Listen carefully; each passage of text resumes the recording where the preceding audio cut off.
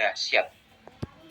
Kita di sini ingin menyampaikan istilahnya kita diskusi saja, sifatnya santai, terkait ordinary least square atau disingkat biasanya OLS untuk regresi. Untuk model regresi nanti kita langsung praktek dengan stata. Jadi materinya ini nanti nggak banyak-banyak.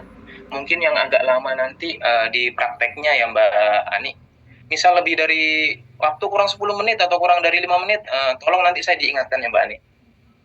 Baik Bapak. Oke. Nah, sekarang saya ingin minta responnya dari teman-teman peserta.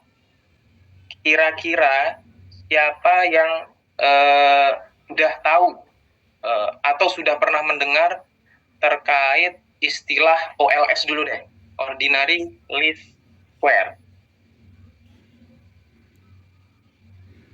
Yuk, saya ingin tahu responnya teman-teman. Ada yang sudah pernah mendengar ordinary least square? Belum tahu? Belum pernah dengar? Oke, lanjut. Dari 145 ya, paling enggak ya biar cepat 10 lah. Pernah Pak dari artikel. Wah, oke. Terima kasih. Mas atau Mbak Dayu nih. Mbak Dayu Yogiswari. Oke. Selanjutnya. Ada pernah dengar? Oke. Mbak Fitri Indah Wahyuni. Oke. Yang lain?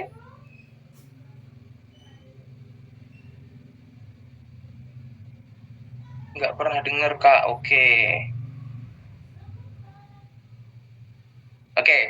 Berarti intinya ada yang pernah dengar, ada yang nggak pernah dengar gitu ya. Nah, terus sekarang saya ingin responnya lagi, teman-teman di sini ini sekarang saat ini itu semester berapa?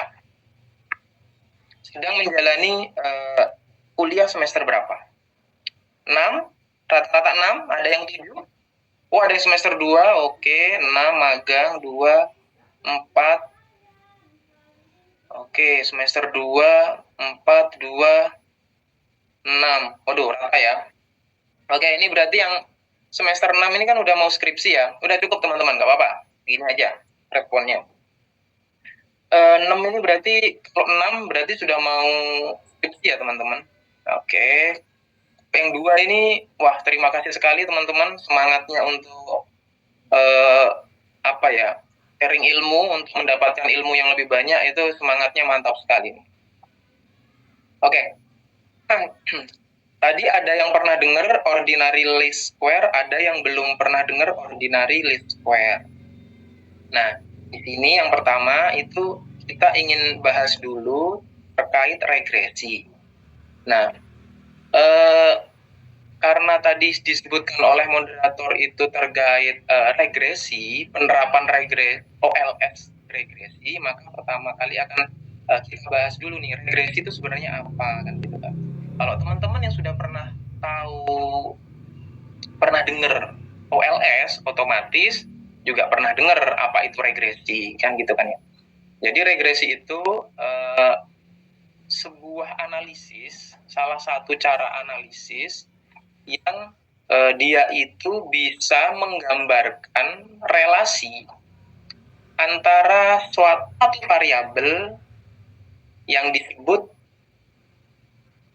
explain atau dependent variable dan variabel lain, bisa 1, bisa 2, yang disebut variabel explanatory atau penjelas atau independent variable. Jadi jika ada satu variabel yang ingin teman-teman ketahui apakah variabel itu dipengaruhi oleh variabel-variabel lain, maka jawabannya analisis yang bisa teman-teman gunakan itu adalah analisis regresi. Nah, ini seperti itu ya teman-teman. Sekali lagi, analisis regresi itu jika teman-teman ingin mengetahui misal variabel harga saham mempengaruhi pertumbuhan ekonomi ya, misal kayak gitu ya. Variabel apa teman-teman ingin meneliti apakah sekarang itu harga saham itu mempengaruhi pertumbuhan ekonomi di Indonesia, kan seperti itu. Nah, berarti itu salah satu analisis yang bisa digunakan itu adalah analisis regresi ini, teman-teman. Yang satu adalah variabel penjelas atau independen variabel. Nah, dalam hal ini contohnya tadi berarti harga saham, karena yang akan diteliti apakah mempengaruhi itu adalah harga sahamnya. Sedangkan yang dipengaruhi adalah pertumbuhan ekonomi, misalnya seperti itu. Nah, pertumbuhan ekonomi ini adalah variabel yang disebut variabel dependent atau plain atau yang dijelaskan. Kemudian, nah di sini jenis regresi. Jenis regresi itu sebenarnya nggak hanya regresi linear ya teman-teman. Ada juga regresi polinomial, modelnya apa ya, grafiknya kayak gini. Kalau digrafikan satu variabel independen, satu variabel dependen kayak gitu. Terus ada juga yang regresi logistik, dia berkisar antara 0 sampai 1 saja. Terus ada regresi yang lain, ada regresi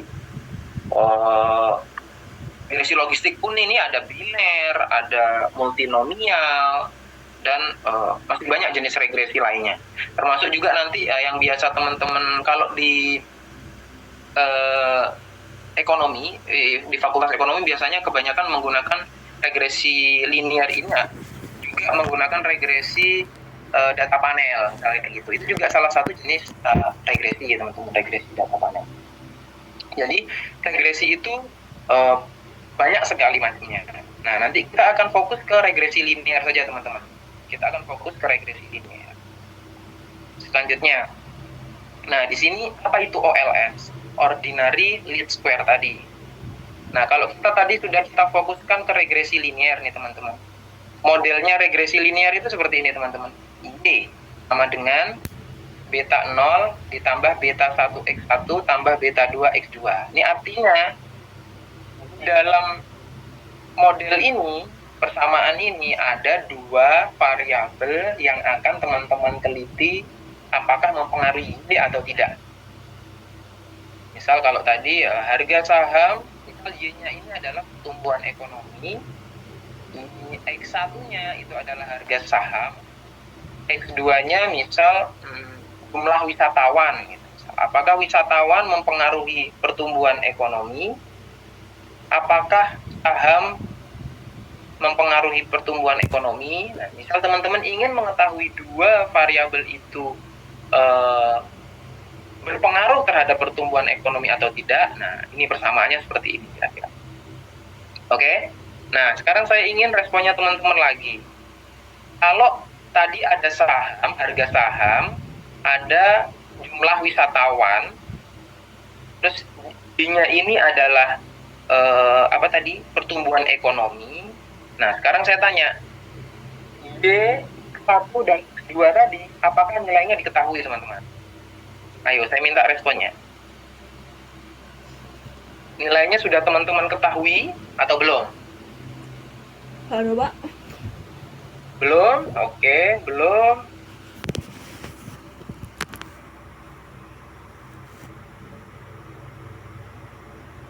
Ayo, responnya lagi. Paling nggak 10 aja lah. Belum. Belum. Belum. Belum. Belum. Belum. Oke. Tadi udah ada perkiraan. Oke. Jadi gini teman-teman, perlu kita diskusikan lebih lanjut. Ini tadi adalah pertumbuhan ekonomi. X1 adalah harga saham, X2 adalah jumlah wisatawan, kira-kira seperti itu ya. Nah, kalau teman-teman ingin melakukan penelitian apakah harga saham dan jumlah wisatawan mempengaruhi ekonomi di Indonesia, teman-teman nyari datanya nggak? Data pertumbuhan ekonomi, nyari data harga saham, IHSG, terus nyari data jumlah wisatawan. Cari kan? Oke, cari.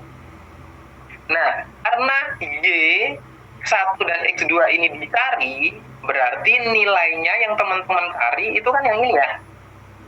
Yang pertama, Y1, X2, data yang akan teman-teman gunakan untuk penelitian. Nah, karena ini dicari, harusnya ini nilainya diketahui. Karena teman-teman untuk melakukan analisis regresi, untuk melakukan memecahkan persamaan ini, teman-teman harus punya datanya dulu. Y1, X2 ini harus punya datanya. Jadi, ketika teman-teman ingin meneliti suatu variabel, nah ini nanti untuk teman-teman yang semester 6 terutama ya. Jadi, ketika teman-teman itu ingin meneliti suatu variabel, yang teman-teman lakukan pertama adalah pastikan datanya ada dulu. Ini kalau ini saran saya ya, walaupun secara langkah-langkah kayaknya nggak ini ya, nggak bisa bebas gitu kalau langkah-langkah penelitian itu. Misal gini, teman-teman ingin meneliti harga saham, indeks harga saham, IHSG, dan jumlah wisatawan itu akan mempengaruhi pertumbuhan ekonomi. Teorinya sudah teman-teman kumpulkan, landasan teori sudah. Nah, langkah yang selanjutnya teman-teman lakukan itu adalah pastikan dulu datanya ini teman-teman dapatkan. Kalau datanya nggak teman-teman dapatkan, ya nggak bisa lanjut lagi kan, ditanyakan gitu kan ya.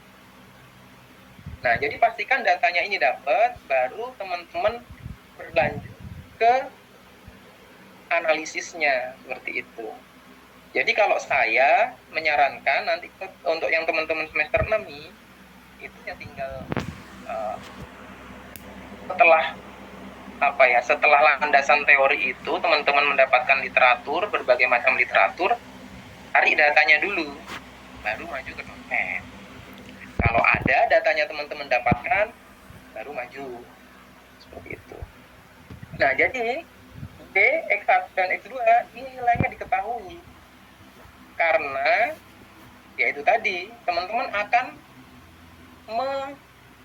melakukan analisis apakah 1 dan X2 mempengaruhi Y. Ya otomatis teman-teman harus dapat datanya dulu. Kalau teman-teman nggak dapat datanya, ya apa yang mau dianalisis kan gitu kan ya. Oke, ini tadi Y, X1 dan X2. Sekarang ini beta 0, beta 1, beta 2. Ini apakah nilainya diketahui? Yuk, minta responnya lagi.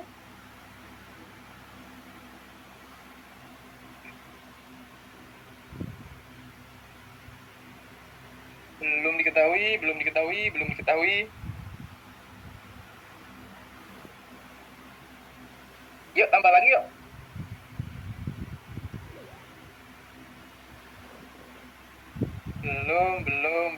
Belum. Oke.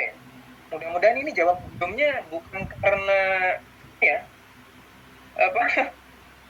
istilahnya itu gitu ya. Pokoknya kalau enggak sudah ya belum gitu. Mudah-mudahan ya gitu. Nah, kenapa kok belum? Nah, di sini kan teman-teman sudah punya data X1, X2 dan ini tadi. Nah, besaran pengaruh 1 itu ya beta 1 ini.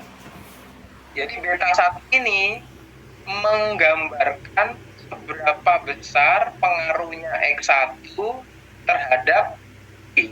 Kalau di sini tadi saham IHSG, berarti seberapa besar IHSG itu mempengaruhi pertumbuhan ekonomi itu digambarkan oleh beta 1.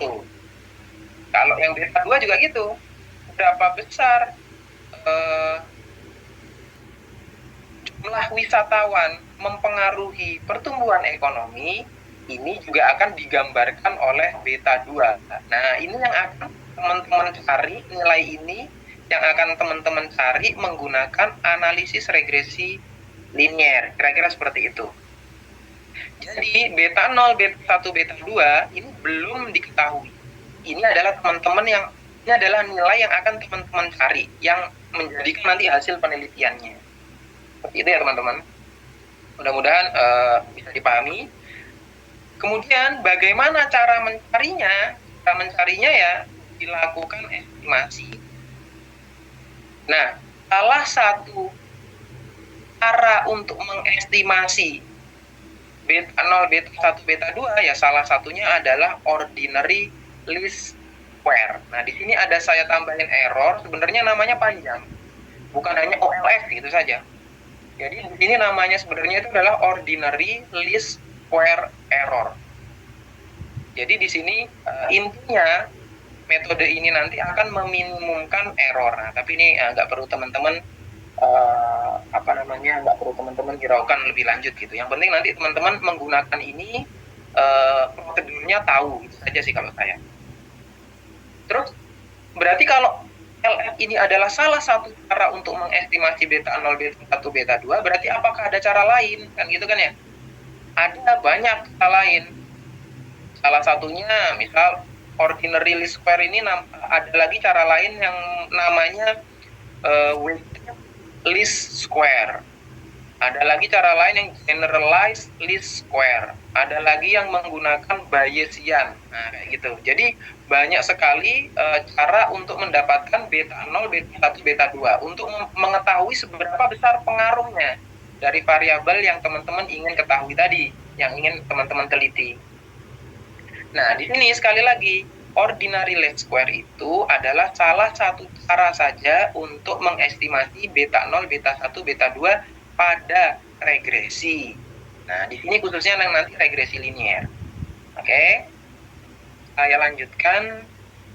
Nah, di sini sampai saat ini sudah tahu atau belum? Nah, ini jawabannya tahu atau belum, itu aja deh. Perbedaan antara OLS dengan regresi linier. Silakan direspon lagi teman-teman.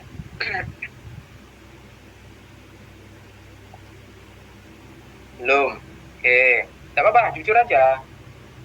Pernah dengar cuma belum tahu perbedaannya. Nah, bosnya ini template deh kayaknya. Oke, lanjut. Belum tahu. Mbak Binti Khairunisa, ayo lanjutnya. Saya berharapnya ada yang sudah tahu gitu loh. Mbak Fitri, alhamdulillah Mbak Fitri Indah Wahyuni. Dimas Galis Saputra, sudah Bapak, oke. Oke. Di sini antara Mbak Fitri Kak sama Mas Dimas, berani nggak kira-kira perbedaannya apa gitu? Kalau nggak berani nggak apa-apa. Nanti kalau berani langsung unmute saja. Tapi kalau nggak berani chat aja. Baik Bapak, izin menginformasikan sedikit mungkin jika ada kesalahan mungkin bisa diperbaiki ya Bapak. Jadi untuk regresi linear, ada yang salah di sini Mas Dimas, santai. Baik Bapak, jadi sepengetahuan saya terkait dengan regresi linear, apa sih perbedaan regresi linear dan OLS? Regresi linear ini model ketika kita membuat penelitiannya, sedangkan OLS itu adalah metode untuk menghitung penelitiannya atau menghitung modelnya tadi. Jadi kayak OLS-nya metodenya gimana, sedangkan regresi linearnya adalah model yang akan kita hitung. Seperti itu Bapak. Oke, alhamdulillah. Terima kasih Mas Dimas. Baik Bapak. Oke, sepakat ya dengan Mas Gali, alhamdulillah. Betul, regresi linear ini adalah salah satu regresi tadi ya. Nah, salah satu untuk mengestimasi pengaruhnya tadi itu menggunakan OLS. Jadi kalau regresi linear diestimasi menggunakan OLS, itu namanya regresi linear OLS, kan gitu kan ya? Oke, nah sekarang kalau regresi linear ini bisa saja dia tidak diestimasi menggunakan OLS, tapi diestimasi menggunakan WLS, misal seperti itu. Berarti namanya bukan regresi OLS lagi. Nah, kira-kira seperti itu bedanya teman-teman ya. Kalau regresi OLS berarti dia menggunakan regresi linear yang menggunakan metode OLS untuk mengestimasi beta 0, beta 1, beta 2. Kalau ada banyak variabel ya sejumlah beta variabel, sejumlah variabelnya tadi. Kira-kira seperti itu. Oke, terima kasih Mas Dimas. Nanti minta nomor Po ya Mas Dimas, Po atau GoPay lah, dapat voucher 50.000 dari saya nanti. Waduh, terima kasih banyak Oke Bapak. ya, terima kasih atas Baik keberaniannya. Bapak. Selanjutnya, nah, jadi kita melanjutkan regresi linier yang menggunakan OLS. Nah, kalau baca dari beberapa literatur, yang namanya OLS, ordinary least square, itu membutuhkan asumsi ini, teman-teman. Asumsi ini harus dipenuhi selama teman-teman menggunakan regresi linier yang diestimasi menggunakan metode OLS. Jadi kalau regresi liniernya tidak diestimasi menggunakan OLS, misal menggunakan generalized least square, nah berarti ya harus semuanya terpenuhi asumsi ini. Nah, asumsi klasik ini harus terpenuhi untuk teman-teman yang menggunakan regresi linier, metodenya, estimasinya menggunakan OLS saja. Harus terpenuhi ya teman-teman, tidak boleh ada satupun yang tidak terpenuhi.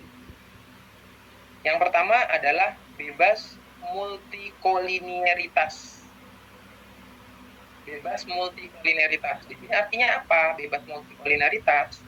Bebas multikolinearitas itu antara variabel atau variabel bebasnya tadi itu tidak boleh ada korelasi. Nah, sekarang kalau kita bilang korelasi, kayaknya mulai semester 2 ini udah tahu ya namanya korelasi itu apa ya. Ada yang belum tahu korelasi? Silahkan di chat. Korelasi antara dua variabel.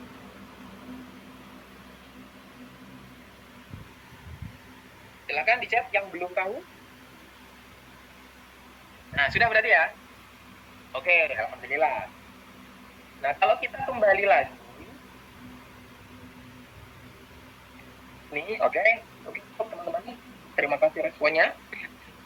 Bebas multikolinearitas berarti kalau tadi contohnya sejak awal tadi saya mencontohkan pertumbuhan ekonomi dipengaruhi oleh IHSG dan jumlah wisatawan. Nah, arti multikolinearitas di sini berarti antara jumlah wisatawan dan IHSG itu tidak boleh berkorelasi tinggi.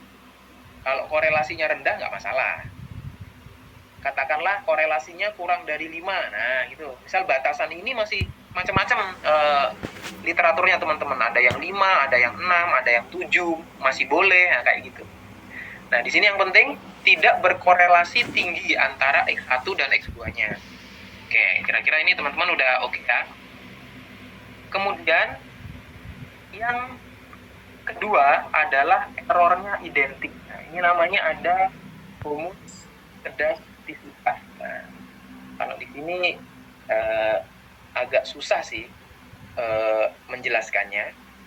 Yang penting nanti teman-teman tahu saja bahwa asumsi rumus kedastisitas untuk regresi OLS, regresi linear OLS itu harus dipenuhi.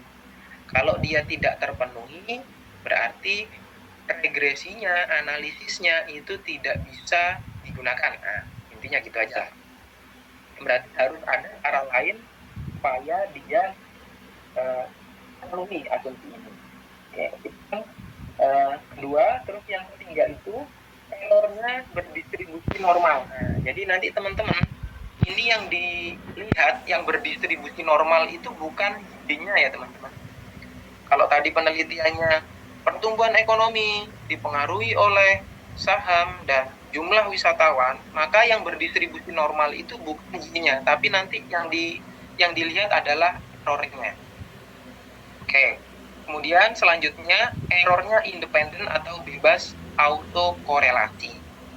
Oke, jadi ini 4 ini adalah yang harus dipenuhi untuk analisis regresi linier menggunakan OLS.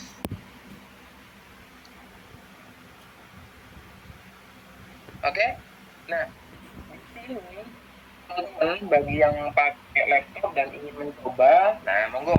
Ada contoh data yang saya buat untuk bisa langsung dipraktekkan di Stata nanti. Nanti barengan saya gitu.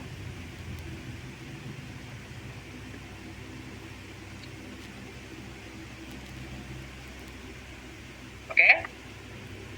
Kalau sudah di-download, saya stop share dulu. Sekarang waktunya kita apa ya istilahnya ya? Praktek ya teman-teman.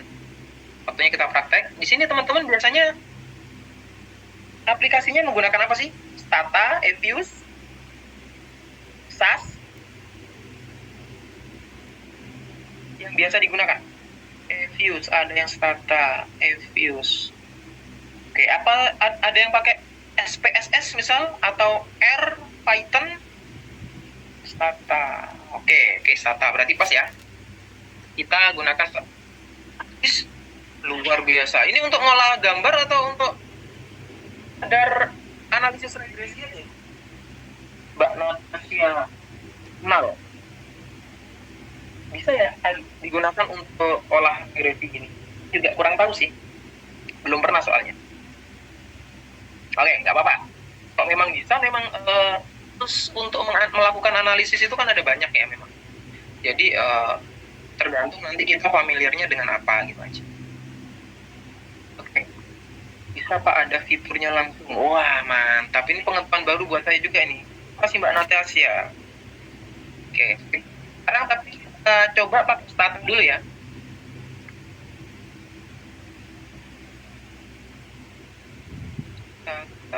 Di sini aku share screen.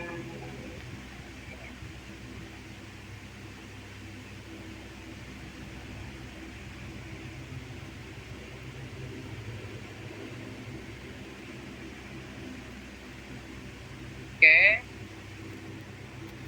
Kalau saya buka Stata gini, lihat ya Mbak Ani. Sudah terlihat, Bapak. Oke, sekarang kita masukkan datanya dulu. Di sini saya punya data tadi di link tadi ya. Link tadi udah tercatat ya? Kalau belum, saya share. Tapi ini kayaknya udah ada di linknya teman-teman tadi ya. Oke, nggak apa-apa lah. Saya share lagi.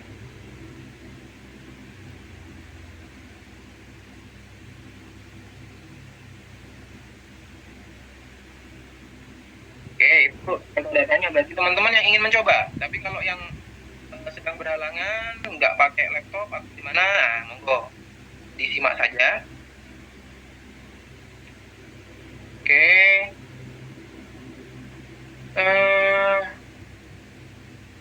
Kita munculkan data editornya dulu. Kalau saya biasanya gini aja sih, simpel-simpelan. Sebenarnya saya ini jarang juga menggunakan data ya teman-teman. Oke. Kemudian kita copy paste-kan saja. Kita copy paste-kan ke data editor tadi. Nah, seperti ini. Kita copy paste-kan ke data editor, kemudian variabelnya kita ganti saja. Variabelnya cara menggantinya di sini bagi teman-teman yang sama tidak familiarnya dengan Stata ya. Seperti saya ini sebenarnya kurang familiar dengan Stata, tapi semalam coba-coba gitu. Ini digantinya di sini, misal. Oh iya, saya jelaskan dulu datanya. Nah, di sini saya mendapatkan data, saya ingin meneliti gitu.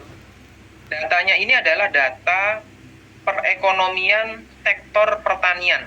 Nah, satuannya miliar. Ini data yang di kolom A ini.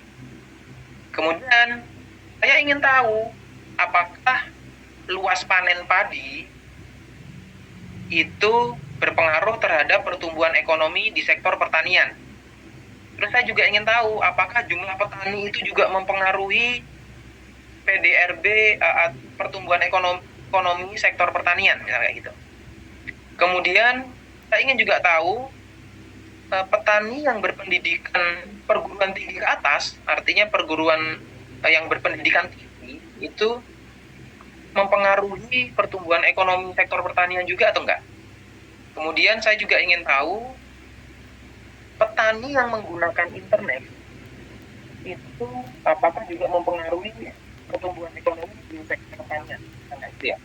Jadi di sini saya punya satu variabel Y, yaitu yaitu ekonomi sektor pertanian yang digambarkan oleh PDRB, produk domestik regional bruto, dan 4 variabel X. Yang satu adalah luas panen padi, yang kedua adalah jumlah petani, yang ketiga adalah jumlah petani berpendidikan perguruan tinggi ke atas, maksudnya S1 ke atas yang berpendidikan tinggi, dari D1 sampai S3, kemudian sama petani yang menggunakan internet.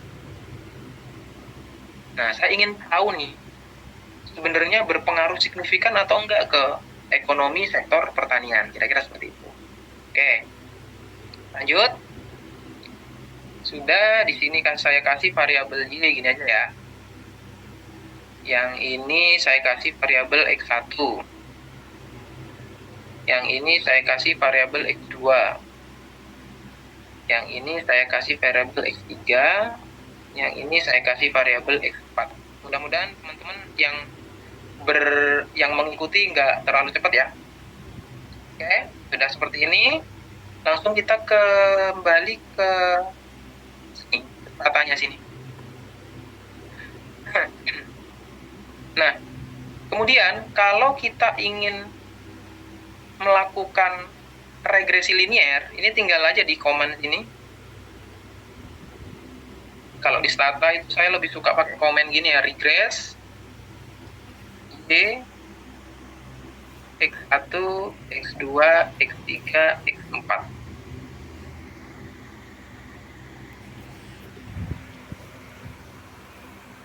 Oke.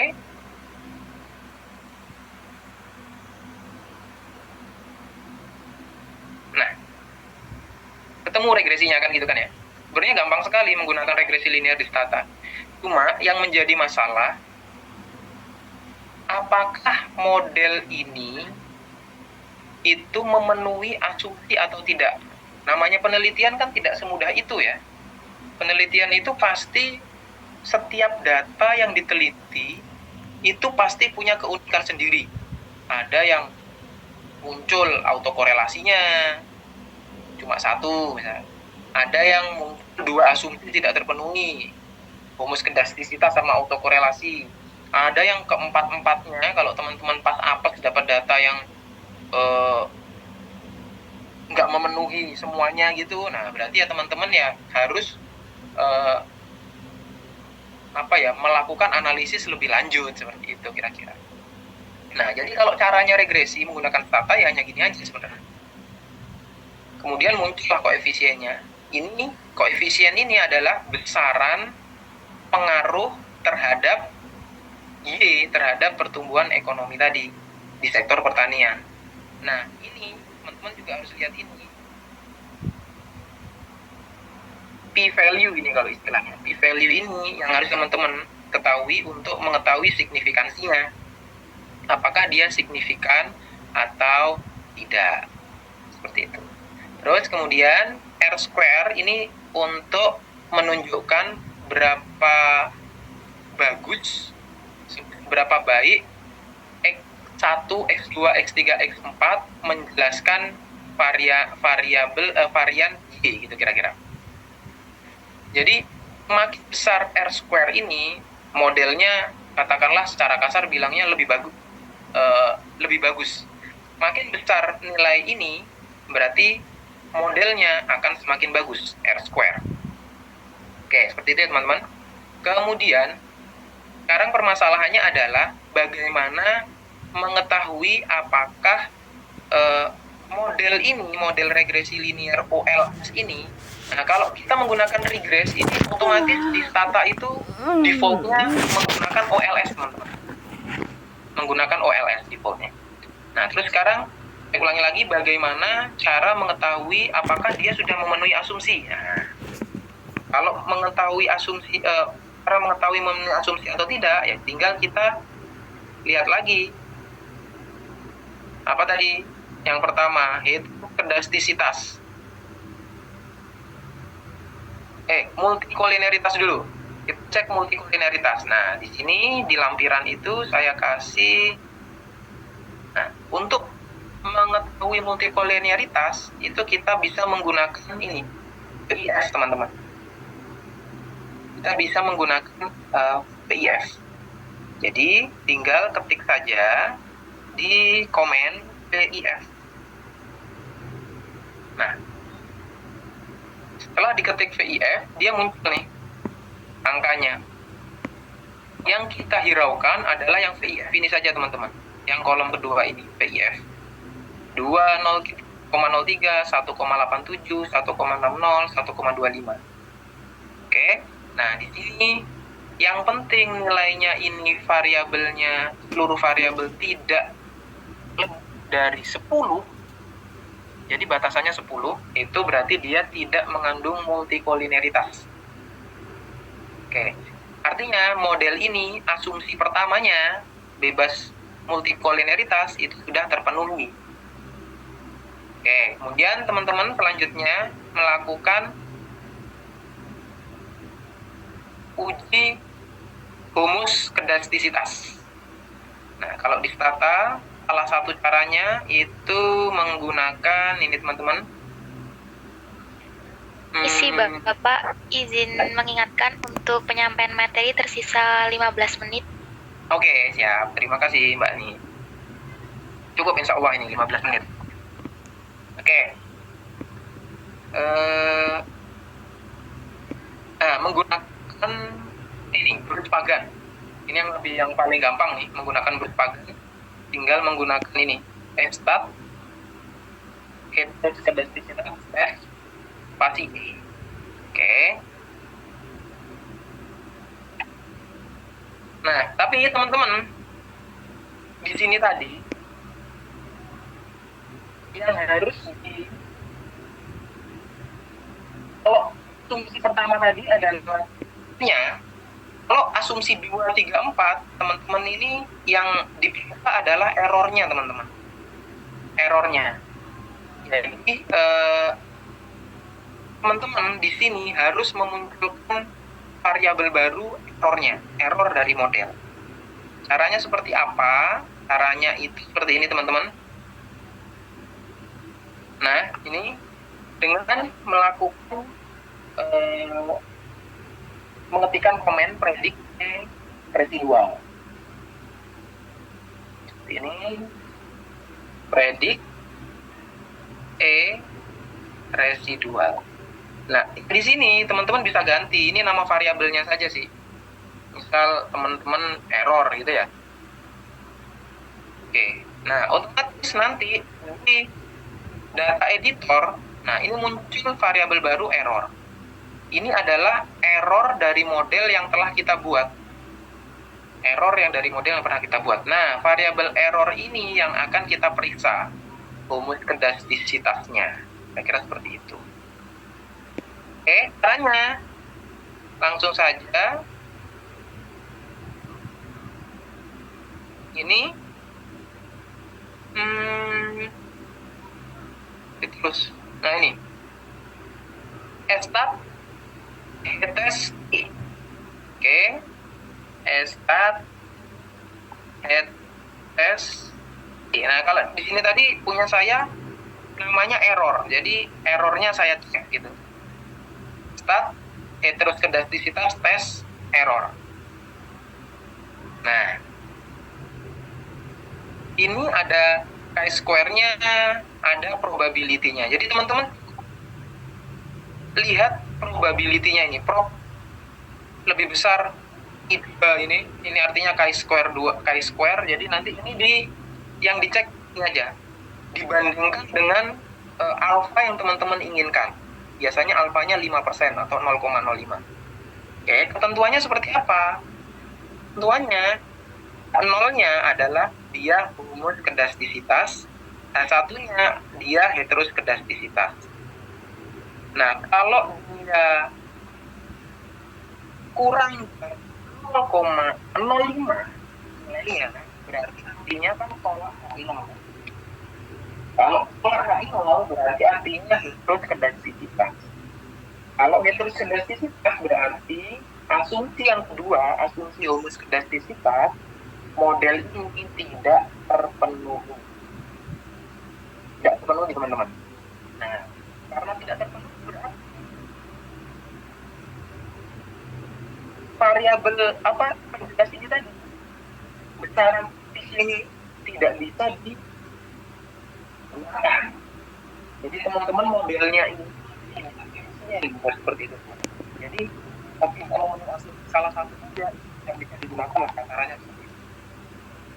Lalu bagaimana caranya tetap data ini datanya tetap tapi kok ingin menggunakan regresi linear? Ya berarti harus ditransformasi atau teman-teman menggunakan regresi lain yang bernama regresi robust.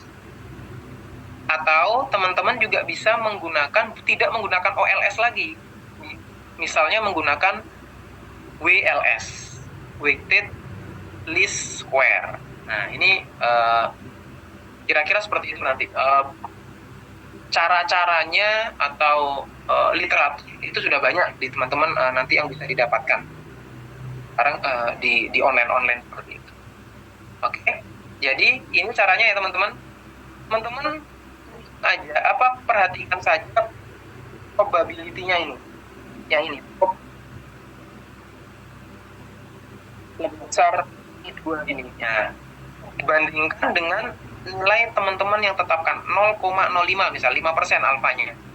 Misal teman-teman menetapkan alfa 5% berarti ini dibandingkan dengan 5%.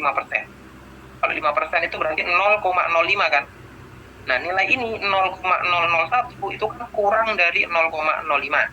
Nah, artinya dia tolak H0. Kalau tolak H0 berarti dia tidak memenuhi asumsi. Oke, itu untuk uji heteroskedastisitas atau homoskedastisitas menggunakan Brooks-Pagan ya teman-teman. Oke, kemudian yang selanjutnya, saya lupa tadi urutannya gimana ini Pak, ya urut. Errornya berdistribusi normal, normalitas error. Sekali lagi error lagi yang akan kita cek, caranya seperti apa? Nah, caranya ini menggunakan uji namanya Shapiro-Wilk. Uji Shapiro-Wilk. Caranya seperti apa? Ya tinggal ini S-Wilk pasti error. S-Wilk pasti error. Nah, di sini muncul. Di sini muncul. Probability-nya lagi. Nah, di sini teman-teman tinggal fokus ke probability-nya saja, teman-teman, sekali lagi. Bandingkan dengan nilai alfa yang teman-teman tentukan. Alfanya misal 0,05. Ini kurang dari 0,05. Artinya kalau kurang dari 0,05 itu adalah tolak H0. Kalau tolak H0 berarti yang berlaku adalah H1. Berarti error tidak berdistribusi normal. Artinya model ini tidak memenuhi asumsi nomor 2, homoskedastisitas, dan tidak memenuhi asumsi normalitas error juga. Nah, ini sengaja memang diberikan contoh yang tidak memenuhi gitu ya teman-teman. Jadi di dunia penelitian nanti ketika teman skripsi, terutama menggunakan regresi linear, itu tidak juga kemungkinan menemui hal-hal seperti ini. Jadi homoskedastisitasnya tidak terpenuhi, normalitasnya juga tidak terpenuhi. Sekarang kita cek yang terakhir adalah uji autokorelasi error. Errornya autokorelasi atau enggak. Nah, ini teman-teman sebelumnya untuk autokorelasi, teman-teman harus membuat variabel baru nomor urut dulu. Caranya gimana? Generate. Misal di sini nomor gitu. Sama dengan ini. ini dia mengenerate variabel baru bernama nomor yang isinya itu berurut dari baris pertama sampai baris kedua, sampai baris terakhir. Nah, kalau kita running dia, hasil di data editornya, nah, ini muncul variabel baru nomor, angka 1 sampai angka baris terakhir, 38. Kebetulan di sini sampel penelitian saya 38 berarti. Oke. Kemudian menjadikan nomor tadi menjadi series, set nomor.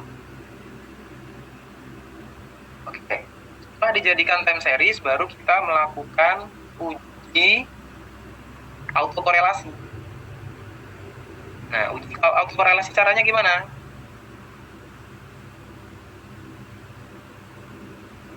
Menggunakan ini metode. Ini caranya start, mengetikkan start di array.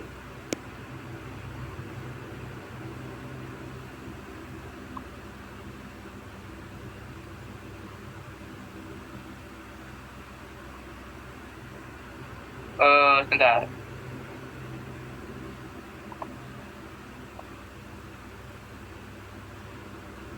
Nah, seperti ini. Dia muncul Godfrey-nya. Sekali lagi, fokus saja sama probability. Bandingkan dengan 0,05 misal alfanya. Alfa ini sebenarnya tidak harus 0,05 ya teman-teman. Teman-teman bisa menentukan ini terserah penelitinya. Mau menentukan 10% ya 0,1 boleh, 0,05 boleh, mau menentukan 0,25 atau 2,5% juga tidak masalah. Dibandingkan, artinya ini tolak H0 atau terima H0 dibandingkan dengan 0,5. Kalau dibandingkan dengan 0,5 berarti ini tidak tolak H0. Berarti artinya H0-nya masih berlaku. Artinya tidak ada auto korelasi. Nah,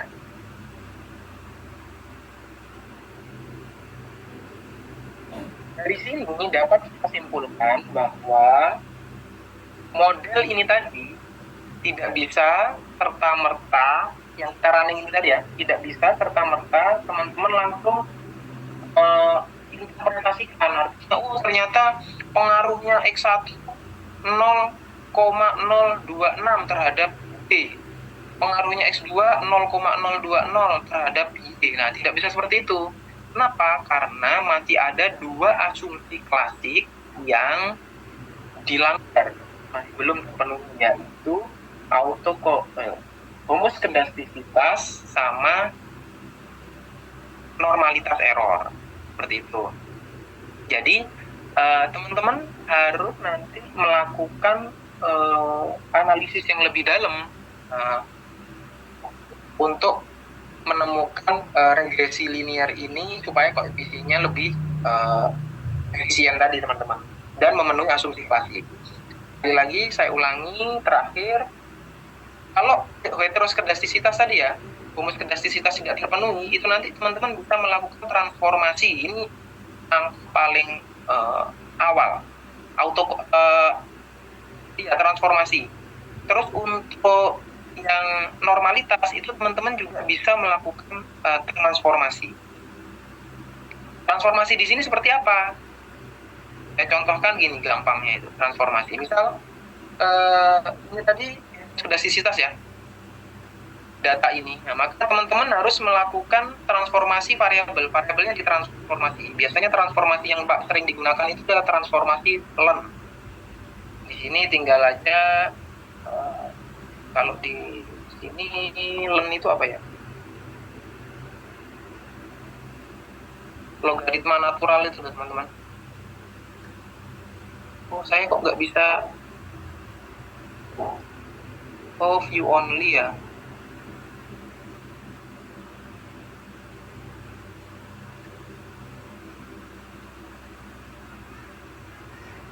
Oke, yang punya saya aja deh.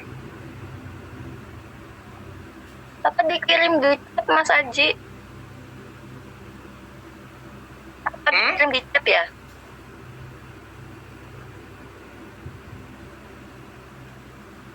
Di Drive udah ada ya? Download aja ya? Tadi tak kirim di chat juga kok. Linknya tak kirim di chat. Tinggal download. Nah, ini logaritma natural. Len ini. Udah, ketemu angka baru. Mau angka baru ini yang dimodelkan. Jadi teman-teman coba modelkan ini Y-nya X3, X4 ini semua dilenkan boleh. Semua dilenkan.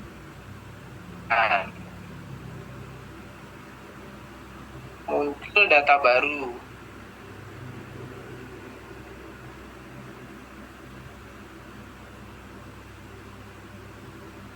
Nah, ini kan muncul data baru nih. Nah, kemudian teman-teman nanti modelkan data yang baru ini menjadi stata tadi. Jadi yang dikopas, ganti kopas data ini, data baru ini. Nah, ini namanya transformasi variabel. Ini namanya transformasi variabel, teman-teman. Nah, nanti teman-teman modelkan lagi asumsi klasiknya. Setelah dicek, ternyata masih ada gitu misalnya. Berarti teman-teman harus ganti transformasinya, jangan pakai pen, misal pakai akar. Kalau pakai akar itu kalau di sini apa ya? Square root. Oh, pangkat ini aja deh. Misal ini data ini ternyata masih tetap tidak memenuhi gitu ya. Ganti lagi transformasinya pakai akar. Di sini Y1, Y2 sama dengan ini akar, berarti pangkat itu kan pangkat tengah berarti ya. Ini paling gampang nih. Nah, transformasi baru. Nah, ini ada data ini lagi. Nah, berarti pas lagi data ini, modelkan lagi pakai regresi linear. Terus kemudian uji lagi asumsi klasiknya. Nah, langkah-langkah penelitian untuk OLS ini seperti itu, teman-teman. Sampai memenuhi asumsi klasiknya itu terpenuhi 4-4-nya. Nah, transformasi variabel ini nanti kok teman-teman sudah melakukan transformasi akar, terus per akar juga ada, boleh. Itu kok tidak memenuhi asumsi klasik tos gitu. Nah, baru teman-teman harus beralih tidak menggunakan OLS. Misal regresi linear menggunakan yang saya sebutkan tadi, WLS atau weighted least square, atau menggunakan regresi linear yang menggunakan robust, regresi robust istilahnya. Nah, itu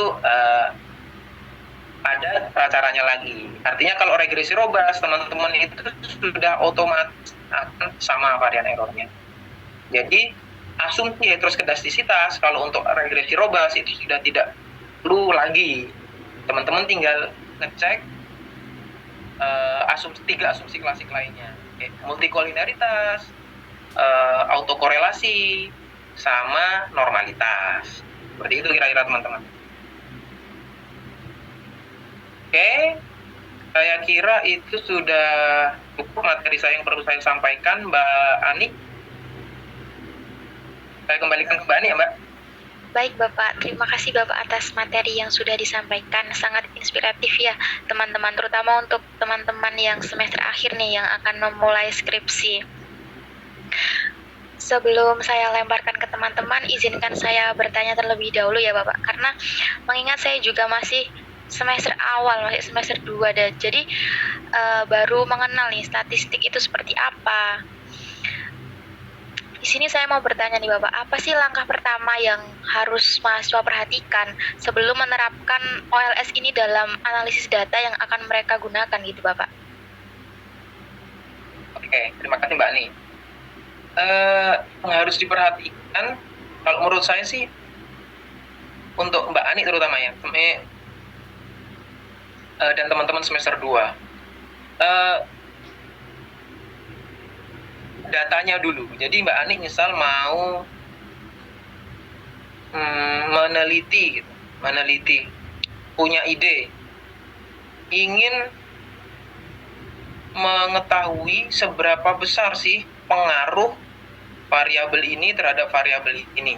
Nah, cari ide itu dulu, itu adalah suatu effort khusus gitu, effort tersendiri sebelum melakukan analisis. Entah nanti analisisnya pakai OLS atau analisis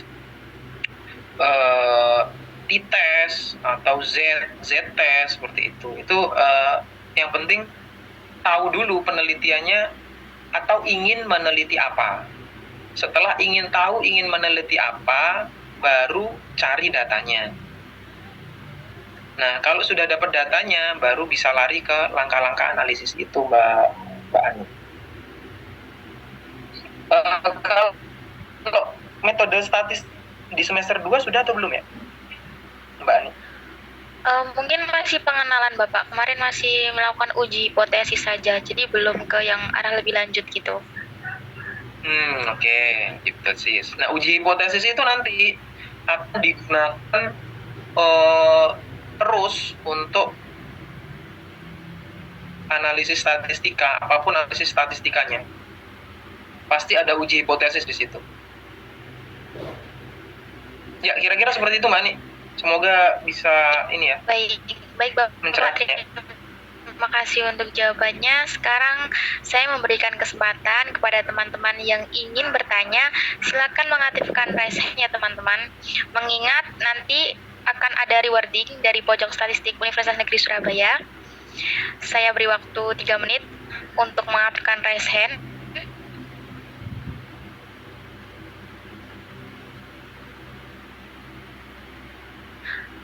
Oke, mungkin boleh Mbak boleh menyebutkan pertanyaannya. Sebelumnya boleh perkenalkan terlebih dahulu.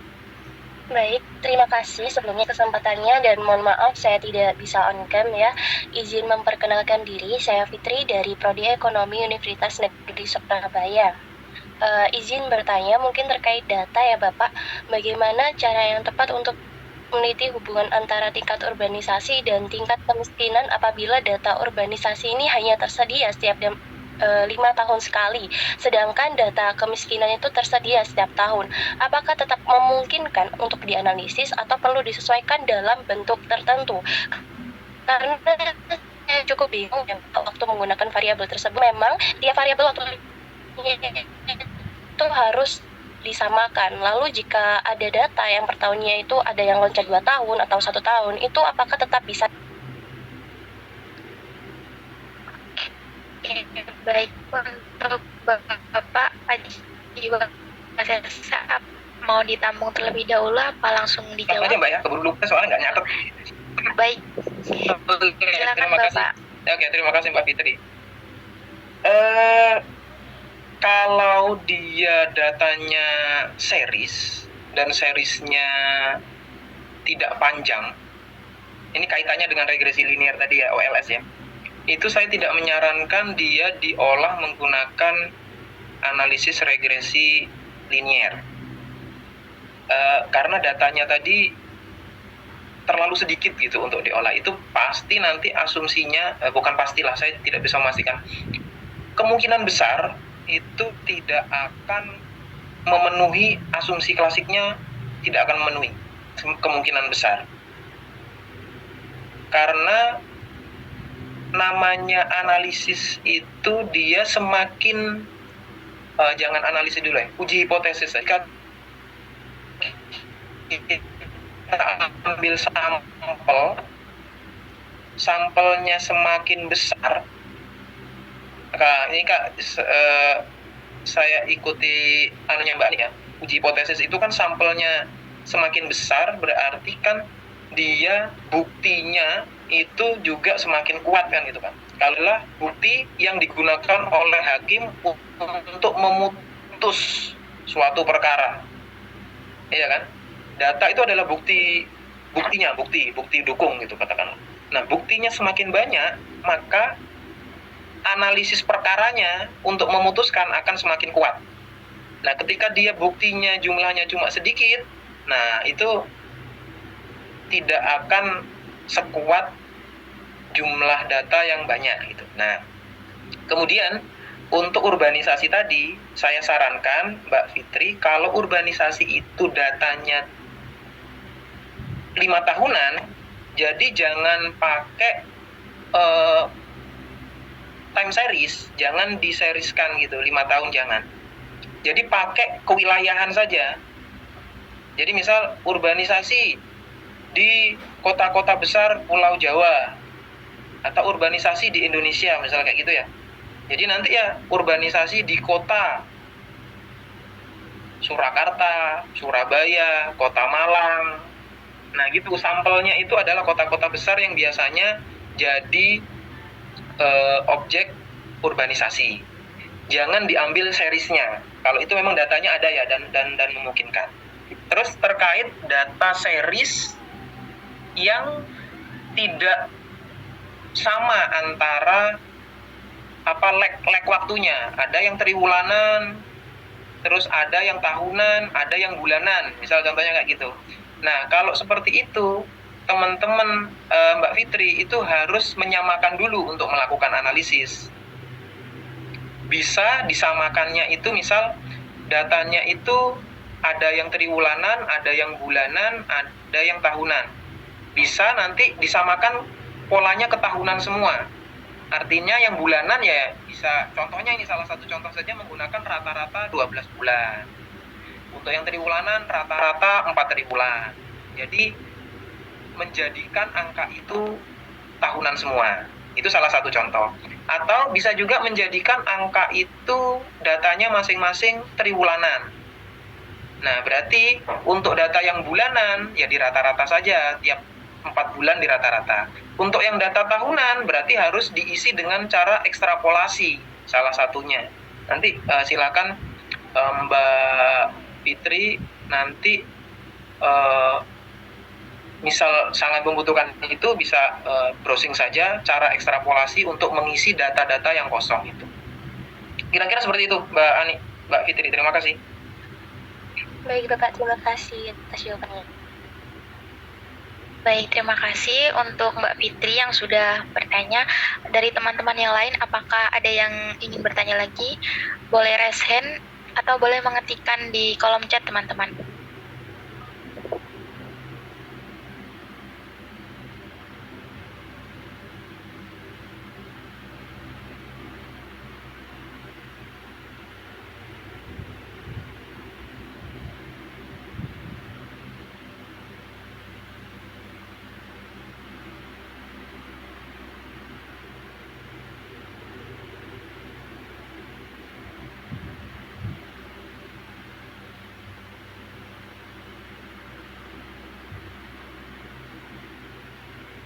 Baik Bapak, ini ada yang bertanya di kolom chat. Saya izin membacakan pertanyaannya ya Bapak.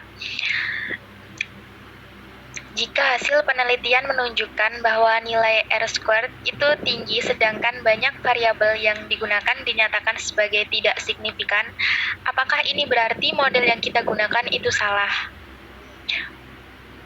Mungkin begitu pertanyaannya Bapak, apakah bisa dijawab? Oke. Jika R-square-nya tinggi, variabel dinyatakan tidak signifikan, apakah berarti model yang kita gunakan itu salah? Oh, nggak salah. Jadi gini, berarti R-square-nya tinggi tapi variabelnya nggak signifikan. Nah, jadi nanti teman itu juga bisa saja menemukan kejadian tidak harus semua variabelnya itu harus signifikan ya teman-teman untuk menggunakan regresi linear. Jadi bisa saja dia tidak semuanya signifikan atau malah semua variabelnya tidak signifikan. Nah itu tetap, kalau menurut saya ya, itu tetap penelitian teman-teman itu juga masih tetap bisa digunakan. Artinya tidak signifikan itu apa sih? Artinya berarti bukti yang teman-teman kumpulkan, bukti dukung tadi, itu belum bisa menjelaskan pengaruh X terhadap Y. Hanya gitu saja sebenarnya. Makanya diputuskan itu tidak signifikan gitu, tidak bisa dijelaskan. Nah, kalau R square-nya tinggi sedangkan banyak yang tidak signifikan, ya itu tadi kembali lagi sebenarnya sah-sah saja, nggak masalah juga. R square itu kebaikan model, artinya semakin banyak X, kalau secara teori ya, semakin banyak X, itu R square-nya dia akan cenderung meningkat. Semakin banyak X, R square-nya itu cenderung akan lebih meningkat. Karena lebih banyak variabel yang digunakan untuk menjelaskan Y. Tapi tidak serta-merta semuanya harus signifikan untuk R square-nya tinggi. Bisa saja tidak semuanya signifikan untuk R square-nya tinggi. Ya, seperti itu kira-kira teman-teman. Mas siapa ini? Oh, Mas Hos. Baik, terima kasih Bapak atas jawabannya. Ini ada lagi peserta yang ingin bertanya untuk Mas Dimas Gali. Saya persilakan. Baik Bapak, saya ingin bertanya terkait dengan sebuah case. Jadi saya itu memang ingin mengarah ke bagian ini ya Bapak, untuk penelitian yang bagiannya pinjaman kepada pertumbuhan ekonomi. Nah kemudian di satu sisi ketika saya mencoba untuk menganalisis data dan lain sebagainya, saya tuh sedikit concern terkait dengan apakah saya tuh bisa memastikan dengan uji statistik agar variabel simpanan ini merupakan eksogen ke variabel pertumbuhan ekonomi, karena saya khawatir bahwa ternyata pertumbuhan ekonomi ini tidak ada kaitannya sama sekali. Nah dari Bapak, ketika saya ingin menguji hal tersebut itu, apakah ada saran atau rekomendasi uji statistik model apa supaya bisa digunakan dan efektif untuk menguji hal tersebut Bapak? Terima kasih. Oke, Mas Dimas. Saya nanya dulu Mas Dimas, ini variabel pinjamannya tadi itu nanti Mas Dimas jadikan Y atau X-nya? X Bapak, jadi untuk Y-nya adalah pertumbuhan ekonominya Bapak. Ada variabel X lain selain pinjaman? Untuk so far saya hanya berfokus kepada itu dulu Bapak, karena untuk variabel lain masih saya diskusikan kembali. Seperti itu Bapak. Oke. Ya itu bisa digunakan, bisa menggunakan regresi linear OLS ini juga, Mas Dimas. Jadi regresi linear OLS ini kan yang sudah banyak sekali digunakan gitu kan ya sebenarnya.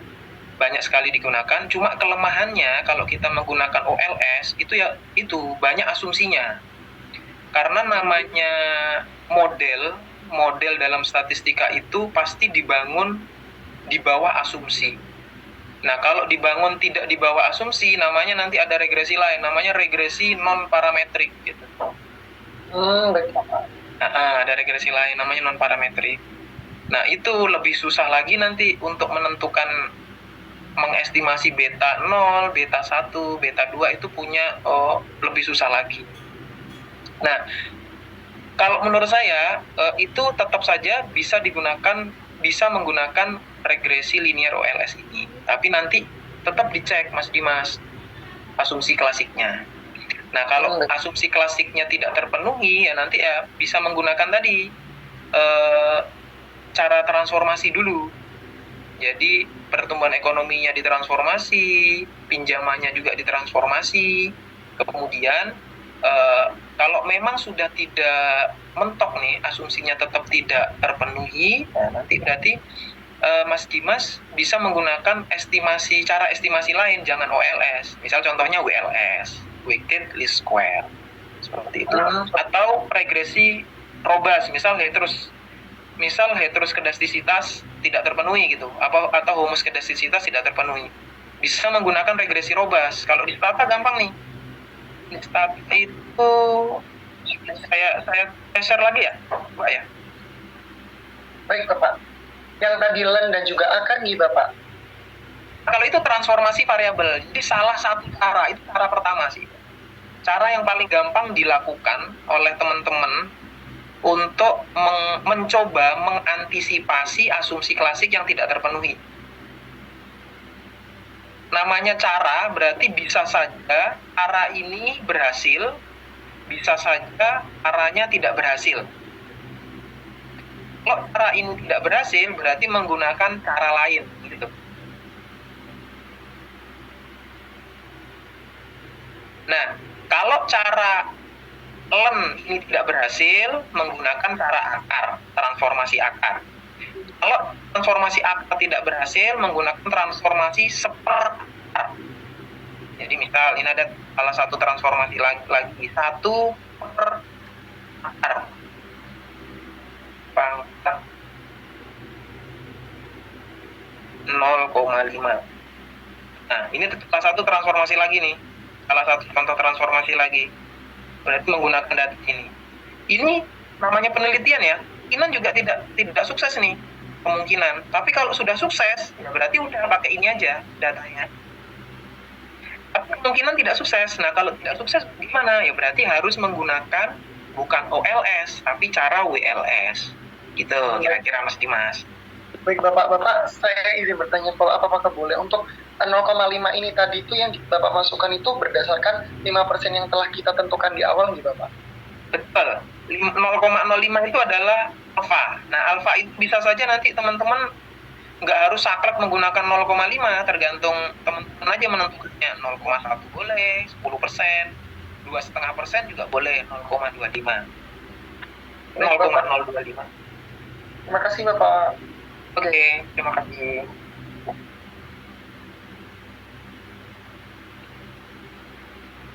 Ini tadi saya coba mau nyontohin yang ini ya. Caranya kalau pakai robas itu tinggal gini aja kok. Robas ditambahkan koma, robas gini kalau di stata itu. Mudah-mudahan ini masih bisa. Ini model koefisiennya udah baru, tapi ini sudah tidak perlu lagi teman-teman menguji skedastisitas atau skedastisitas karena di sini sudah pakai metode robas. Seperti itu teman-teman. Jadi tinggal 3 kalau menggunakan robas, tinggal 3 asumsi lagi yang teman-teman harus penuhi. Normalitasnya errornya harus normal, autokorelasi sama IF multilinearitas. Ini pakai robas. Atau salah satu caranya ya WLS tadi, weighted least square. Nah, itu caranya kalau itu agak rumit. Ada beberapa langkah nanti mungkin kalau teman-teman perlu istilahnya konsultasi terkait itu nanti bisa bisa lewat Halo PST. Nah, ini ada Mbak Ukwah ini masternya Halo PST, nanti bisa konsultasi aja ke Halo PST-nya BPS Provinsi Jawa Timur. Gitu ya, saya kira seperti itu cara umumnya. Jadi ini salah satu cara saja ketika asumsi klasik tidak terpenuhi. Terus apakah ini nanti langsung akan terpenuhi semua? Ya belum tentu, namanya penelitian ya. Belum tentu. Ya kita harus coba cara lain, meneliti cara lain yang kira-kira nanti akan cocok dengan data kita. Kira-kira seperti itu.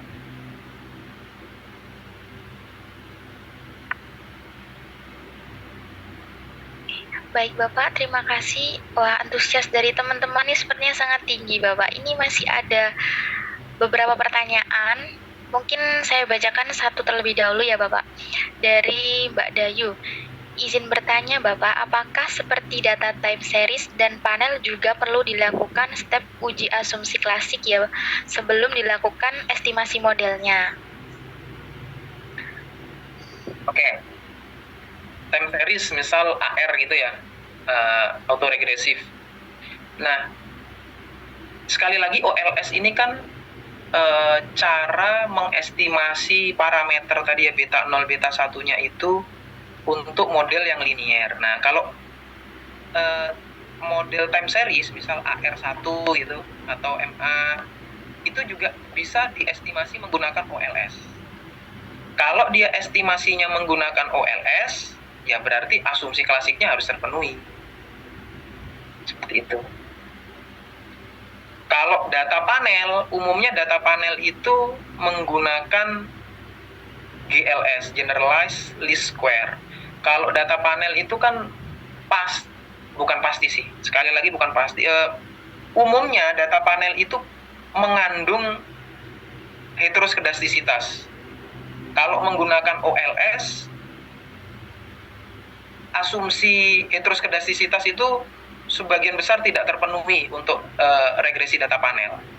Makanya kebanyakan data panel itu, kalau setahu saya dari literatur yang saya baca itu, kebanyakan menggunakan generalized least square, bukan OLS. Tapi tetap bisa menggunakan OLS selama asumsinya terpenuhi, gitu. Jadi asumsi klasik 4 itu harus terpenuhi untuk yang OLS saja, ketika estimasinya menggunakan OLS. Begitu, Mbak Ani. Bagaimana untuk Mbak Dayu? Apakah sudah menjawab? Boleh reaction aja nggak apa-apa, Mbak?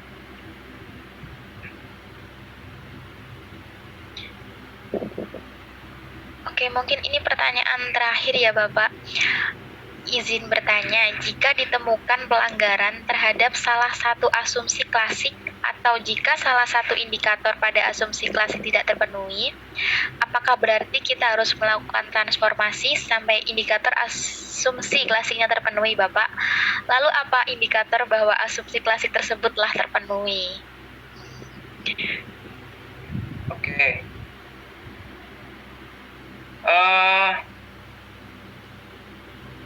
Ya, berarti kalau asumsi klasik tidak terpenuhi, harus terpenuhi. Caranya salah satunya melakukan transformasi. Transformasi kok tidak terpenuhi, berarti cara lain. Salah satunya tadi weighted least square, jangan pakai OLS. Lalu apa indikator bahwa asumsi klasik tersebut telah terpenuhi? Nah, tadi Mbak Diva itu nanti bisa dibaca lagi yang ini, yang slide saya tadi, indikatornya. Nah, geser lagi. Nah, misal ingin tahu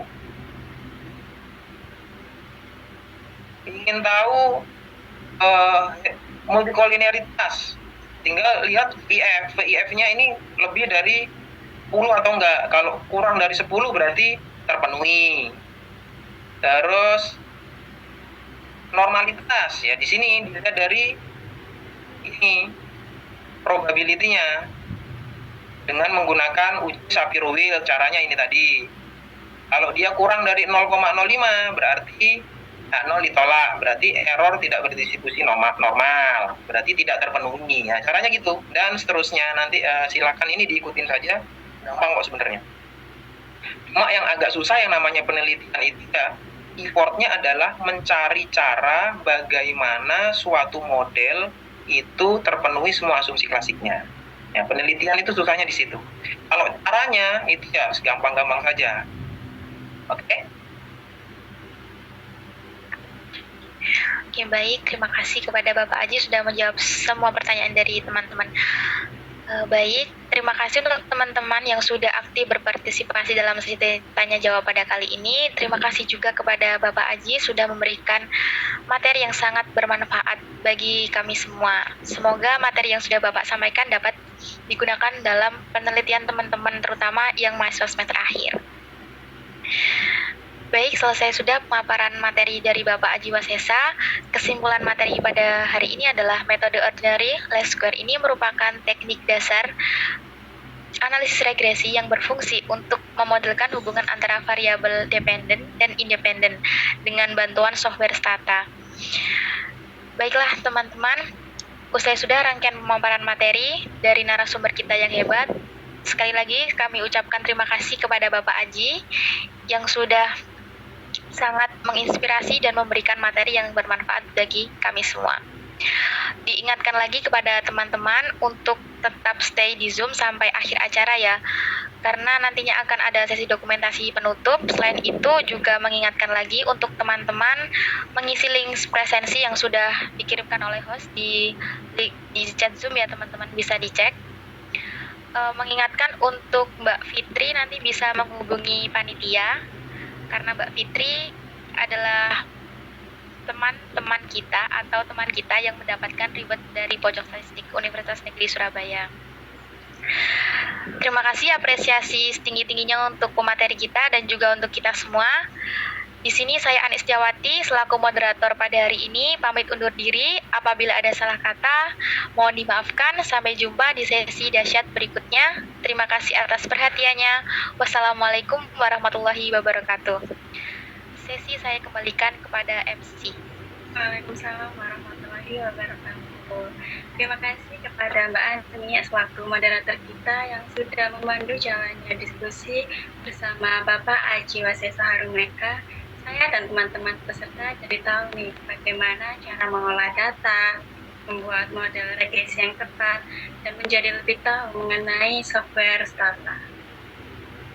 Kami informasikan kembali untuk peserta yang mendapat sertifikat adalah peserta yang sudah mengisi presensi dan feedback. Untuk presensi daftar hadir, feedback, dan materi dapat diakses melalui laman sid-unesa. Dan mengenai informasi sertifikat, bisa stay tune di Instagram Pojok Statistik @pojokstatistik_unesa atau di grup WhatsApp untuk informasi lebih lanjut. Baik, terima kasih kepada Bapak Kuku Aris Setiawan, Ibu Uswatun Nurul Afifah, dan terima kasih kepada narasumber kita Bapak Aji Wasesa Harumeka, SST MStat, atas pemaparan materi yang sangat inspiratif. Tentunya terima kasih juga kami ucapkan kepada seluruh peserta yang telah berpartisipasi dengan sangat antusias dan feedback yang luar biasa. Saya ucapkan selamat kepada penanya terbaik dan peserta yang sudah mendapatkan hadiah. Semoga hadiah yang diberikan dapat bermanfaat.